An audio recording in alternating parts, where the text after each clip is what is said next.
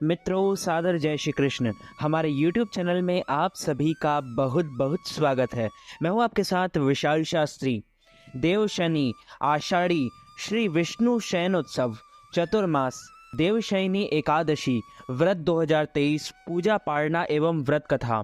भगवान श्री हरि विष्णु का पूजन करना, एकादशी का व्रत रखना, गीता जी का पाठ करना, तुलसी जी का पूजन एवं दर्शन करना, ब्राह्मणों की सेवा करना, दान करना, भोजन कराना, गौ माता की रक्षा व सेवा करना, यह 6 कार्य इस कठिन संसार सागर को पार कराने हेतु मुक्तिदायक बताए गए हैं।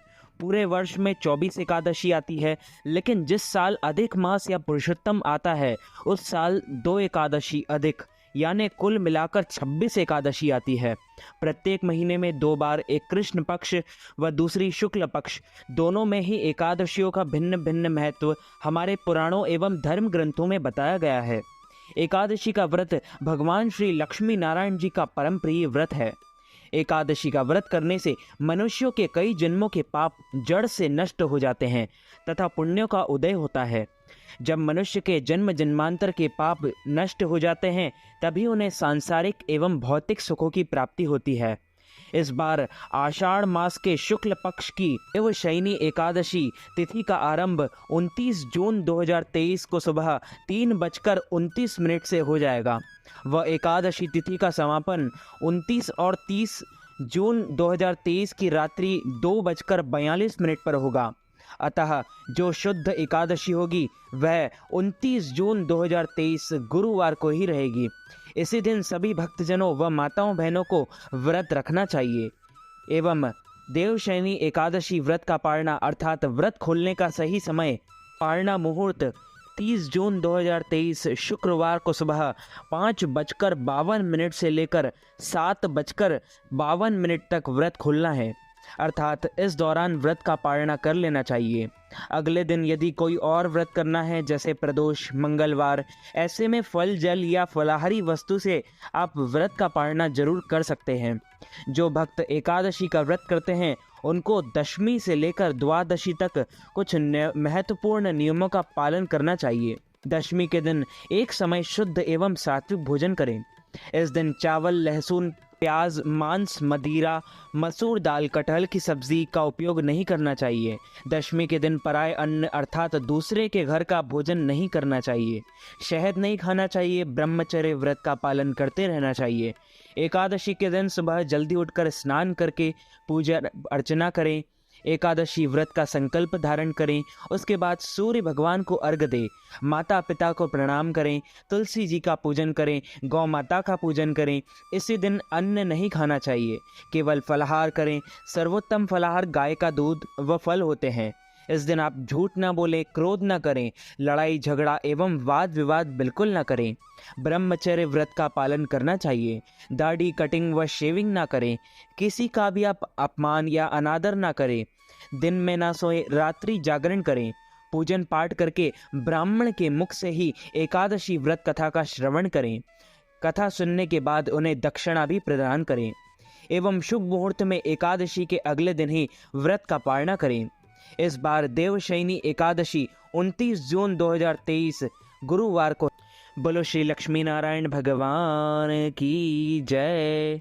श्री वृंदावन बिहारी लाल की जय। श्री गिरिराज धरणे की जय।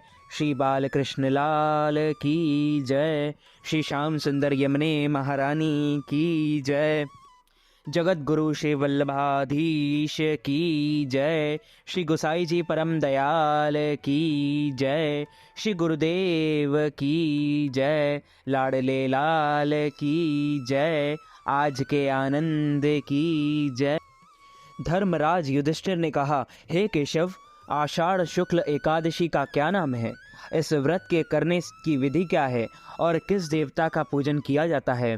श्री कृष्ण कहने लगे कि हे युधिष्ठिर, जिस कथा को ब्रह्मा जी ने नारद जी से कहा था वही मैं तुमसे कहता हूँ। एक समय नारद जी ने ब्रह्मा जी से यही प्रश्न किया था। तब ब्रह्मा जी ने उत्तर दिया कि हे नारद, तुमने कलियुगी जीवों के उद्धार के लिए बहुत उत्तम प्रश्न किया है, क्योंकि देवशयनी एकादशी का व्रत सब व्रतों में उत्तम है। इस व्रत से समस्त पाप नष्ट हो जाते हैं और मनुष्य इस व्रत को नहीं करते वे नरकगामी होते हैं। इस व्रत के करने से भगवान विष्णु प्रसन्न होते हैं। इस एकादशी का नाम देवशयनी एकादशी है। अब मैं तुमसे एक पौराणिक कथा कहता हूँ, तुम मन लगाकर सुनो। सूर्यवंश में मानधाता नाम का एक चक्रवर्ती राजा हुआ था, जो सत्यवादी और महान प्रतापी था। वह अपनी प्रजा का पुत्र की भांति पालन किया करता था। उसकी सारी प्रजा धन धान्य से भरपूर और सुखी थी। उसके राज्य में कभी अकाल नहीं पड़ता था। एक समय उस राजा के राज्य में 3 वर्ष तक वर्षा नहीं हुई और अकाल पड़ गया। प्रजा अन्न की कमी के कारण अत्यंत दुखी हो गई। अन्न के ना होते से राज्य में यज्ञादि भी बंद हो गए। एक दिन प्रजा राजा के पास जाकर कहने लगी कि हे राजा, सारी प्रजा त्राही त्राही पुकार रही है, क्योंकि समस्त विश्व की सृष्टि का कारण वर्षा है। वर्षा के अभाव से अकाल पड़ गया है और अकाल से प्रजा मर रही है। इसलिए हे राजन, कोई ऐसा उपाय बताओ जिससे प्रजा का कष्ट दूर हो। राजा मानधाता कहने लगे कि आप लोग ठीक कह रहे हो। वर्षा से ही अन्न उत्पन्न होता है और आप लोग वर्षा ना होने से अत्यंत दुखी हो गए हैं। मैं आप लोगों के दुखों का समझता हूँ। ऐसा कहकर राजा कुछ सेना साथ लेकर वन की तरफ चल दिया। वह अनेक ऋषियों के आश्रम में भ्रमण करता हुआ अंत में ब्रह्मा जी के पुत्र अंगिरा ऋषि के आश्रम में पहुंचा। वहां राजा ने घोड़े से उतरकर अंगिरा ऋषि को प्रणाम किया। मुनि ने राजा को आशीर्वाद देकर कुशल क्षेम के पश्चात उनसे आश्रम में आने का कारण पूछा। राजा ने हाथ जोड़कर विनीत भाव से कहा कि हे भगवान, सब प्रकार के धर्म पालन करने पर भी मेरे राज्य में अकाल पड़ गया है। इससे प्रजा अत्यंत दुखी है। राजा के पापों के प्रभाव से ही प्रजा को कष्ट होता है, ऐसा शास्त्रों में कहा है।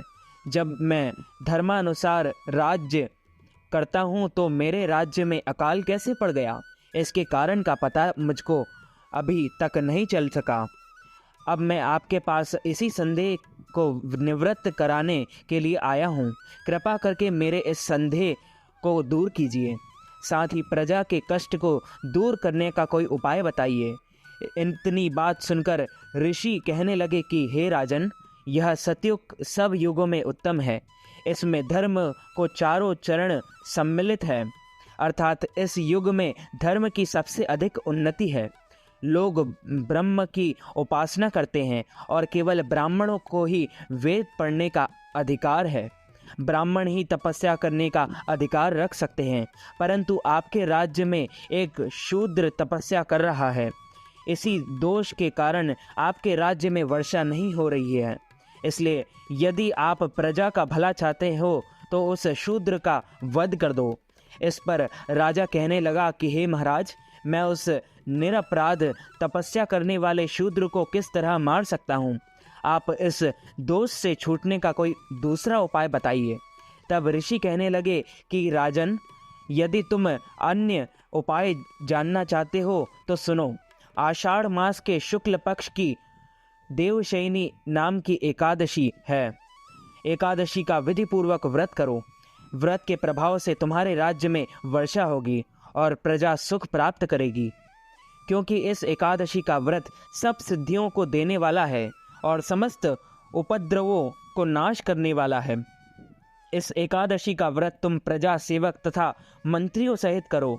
मुनि के इस वचन को सुनकर राजा अपने नगर को वापस आया और उसने विधि पूर्वक देवशयनी एकादशी का व्रत किया। उस व्रत के प्रभाव से वर्षा हुई और प्रजा को सुख पहुंचा।